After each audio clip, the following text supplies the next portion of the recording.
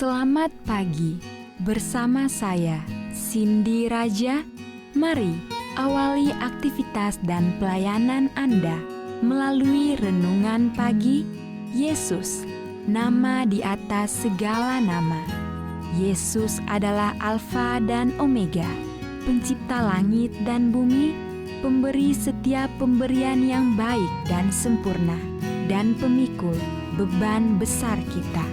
Kepada mereka yang hancur oleh dosa, Dia adalah juru selamat yang sempurna, perantara yang agung, perantara yang maha kuasa, dan kapten keselamatan kita. Ditulis oleh Ellen G. White bersama Pendeta Denny Kanajo. Selamat mendengarkan. Shalom, selamat pagi para pendengar yang diberkati oleh Tuhan dimanapun Anda berada saat ini. Kita akan sama-sama mendengarkan firman Tuhan melalui audio renungan pagi pada tanggal 5 Maret 2024 dengan judul Pemenang Ilahi.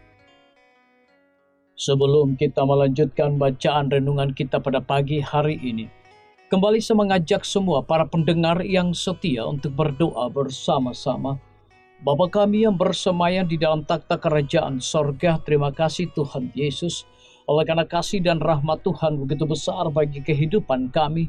Lebih khusus pada pagi hari ini ya Tuhan, sebelum kami melakukan segala aktivitas pelayanan dan pekerjaan kami sangat rindu Tuhan untuk belajar mendengarkan kebenaran firman Tuhan. Curahkanlah kepada masing-masing kami kuasa Roh Kudus-Mu agar kami dapat mengerti dan mempraktekannya dalam hidup kami setiap hari. Terima kasih Tuhan Yesus, ampuni kami Bapa, karena kami sudah berdoa hanya di dalam nama Tuhan dan Juru Selamat kami. Amin. Ayat inti kita terambil di dalam Wahyu 6 ayat yang kedua. Demikian firman Tuhan. Dan aku melihat sesungguhnya ada seekor kuda putih dan orang yang menungganginya memegang sebuah panah, dan kepadanya dikaruniakan sebuah mahkota. Lalu ia maju sebagai pemenang untuk merebut kemenangan. Mari kita ikuti penjelasannya. Waktunya sudah tiba bagi Kristus untuk naik ke takhta Bapanya. Sebagai seorang pemenang ilahi, ia sudah hampir kembali dengan tanda kemenangan ke istana sorga. Sebelum kematiannya, ia telah menyatakan kepada Bapanya, "Aku telah menyelesaikan pekerjaan yang Engkau berikan kepadaku untuk melakukannya."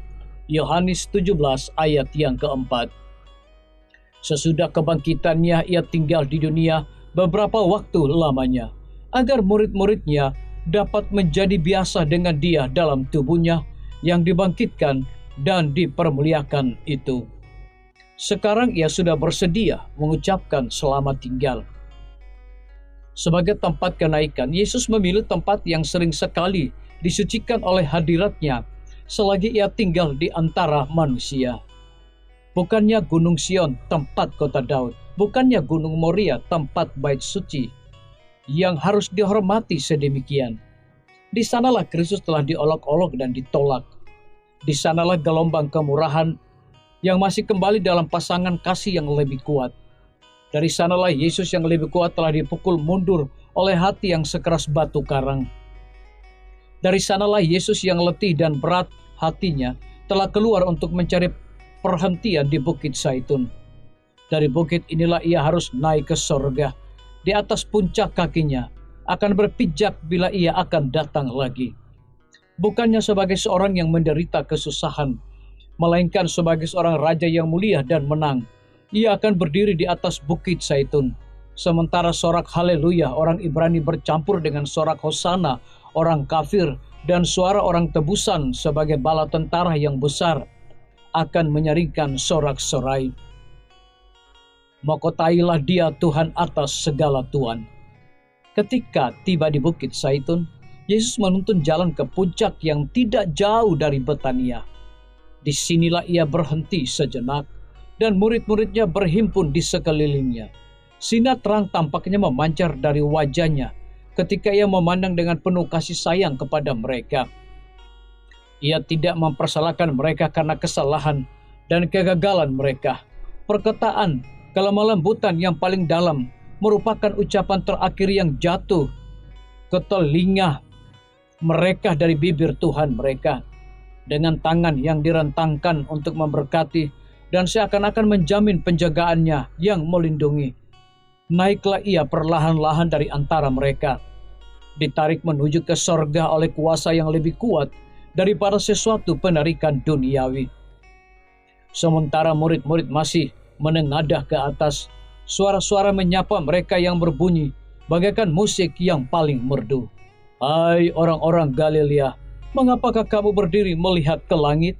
Yesus ini yang terangkat ke sorga, meninggalkan kamu akan datang kembali dengan cara yang sama seperti kamu melihat dia naik ke sorga.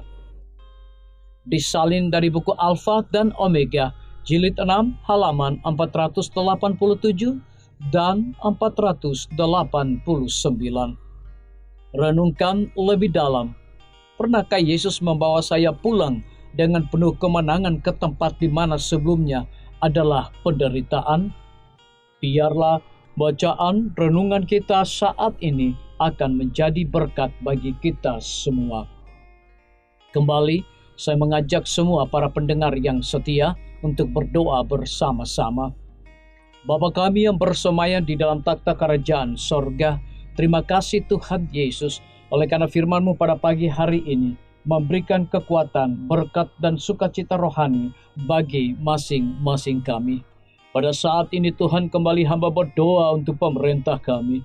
Tuhan memberkati Bapak Presiden bersama Wakil Presiden, para menteri dan seluruh stafnya.